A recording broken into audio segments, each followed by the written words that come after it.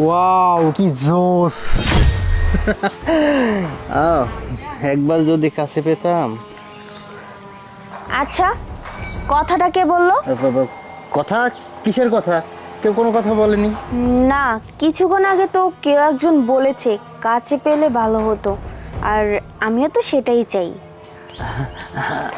আমি বলেছি। আমিও বলেছি। কি ব্যাপার, তুই কখন বললি? আমি তো বললাম, চুপ করে থাক। আমিই বলেছি। শোন, আমি পটিয়ে নিই। শোন, তোকে অন্য একটা মেয়ে পটিয়ে দেবো, চুপ করে থাক। আচ্ছা, একটা জিনিস বুঝতে পারলাম না, তুমিও চাও মানে একটু বুঝে বলবে? কি বলতে চাচ্ছি বুঝতে পারোনি এখনো? আসলে আমার বাসা না একদম ফাঁকা থাকে, বাসায় তেমন লোকজন থাকেই না।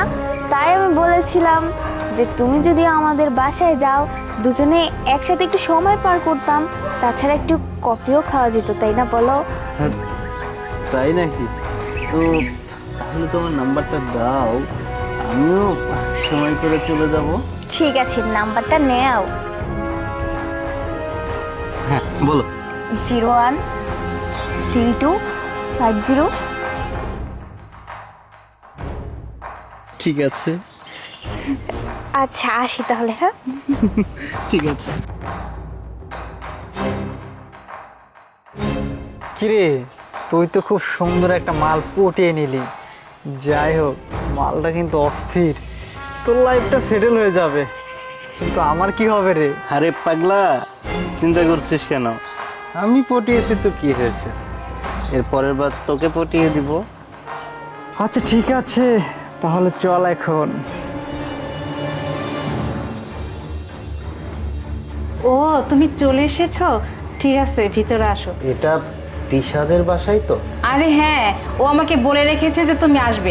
ভিতরে আসো।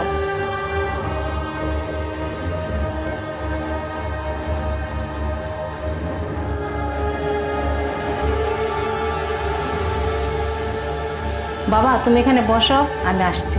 আমি ওকে ডেকে দিচ্ছি। ঠিক আছে। আচ্ছা।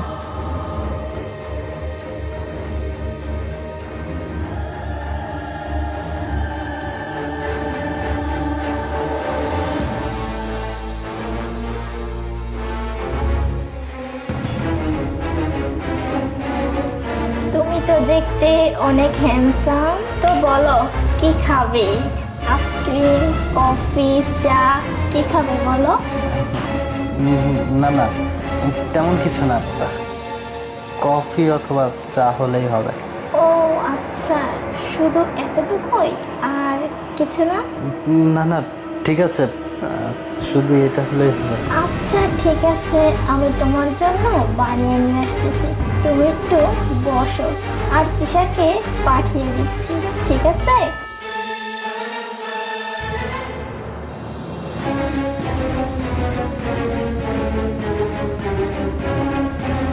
আরে সত্যি কি তুমি চলে আসছো? ওয়াও, তোমাকে তো অনেক হ্যান্ডসাম লাগছে। আচ্ছা ঠিক আছে। আরে কি হয়েছে, তুমি এমন কেন করছো? তুমি তো চেয়েছিলে একান্ত সময়। তো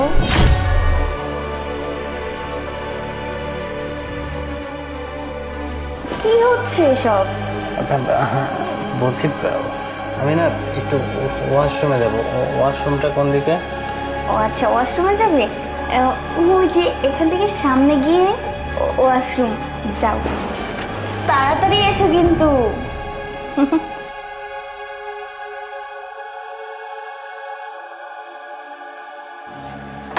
কে তুমি?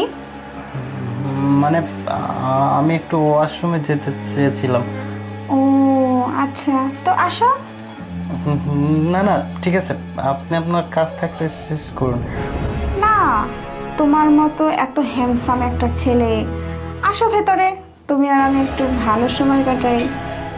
এটা কেমন ধরনের কথা? তারপর আমি যাচ্ছি। আরে আরে, দাঁড়াও দাঁড়াও।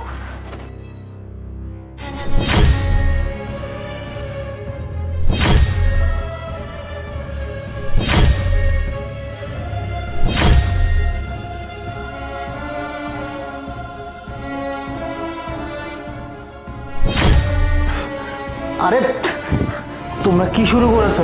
হ্যাঁ, একটা ছেলে মানুষকে একা পেয়ে এত রাগ কেন করছো বেবি? তুমি তো চেয়েছিলে আমার সাথে একাকিত্ব সময় কাটাবে, তাই তো তোমার সাথে এখন আমরা 4 জন মিলে এনজয় করব। এত রাগ করছো কেন? এই কি সব জাদা কথা, হ্যাঁ? আপনারা একটা ছেলে মানুষকে একা পেয়ে এই ধরনের আচরণ করতেছেন, এগুলো কিন্তু ঠিক না। ও আচ্ছা, তাই নাকি? একটা ছেলে মানুষকে একা পেয়ে 4 জন মেয়ে মানুষ মানে মহিলাও আছে সাথে একজন ইফটিজিং করছি, তাই না? এই তুই যখন আমাকে একা পেয়ে রাস্তার ভিতরে 2টা ছেলে মিলে ইফটিজিং করতেছিলি তখন তো এই কথাটা ছিল না। এখন নিজের অনেক খারাপ লাগছে, তাই না? মেয়ে মানুষকে ইফটিজিং করার ফল এটাই। তোমরা দাঁড়িয়ে আছো কেন? ওকে আজকে এমন উচিত শিক্ষা দিবা জীবনে যেন আর কোনোদিন কোনো মেয়ের দিকে ফিরে না তাকায়। আপু দেখেন, আমি দুঃখিত, আমি তখনকার ব্যবহারের জন্য। আসলে দেখেন না, আমি আর আমার ফ্রেন্ড প্রতিদিনই ওখানে দাঁড়িয়ে থাকি, মেয়েদের বিরক্ত করি। আর আজকে বুঝতে পেরেছি একটা মেয়েকে যখন বিরক্ত করা হয় তখন তার পরিণাম কি হয়। দেখেন, আপনাকে আমরা যেভাবে বিরক্ত করেছি, আর আমি এখন ফিল করতে পারছি যে আপনারা আমাকে বিরক্ত করছেন, আমি কেমন লাগছে। আমাকে ক্ষমা করে দিবেন। এবারের মতো তো ক্ষমা করে দিলাম। নেক্সট টাইম কোনো দিন যদি কারো দিকে ফিরে তাকিয়েছিস তাহলে কিন্তু জায়গা মতো নিয়ে যাব। যা বলছি, গেট আউট।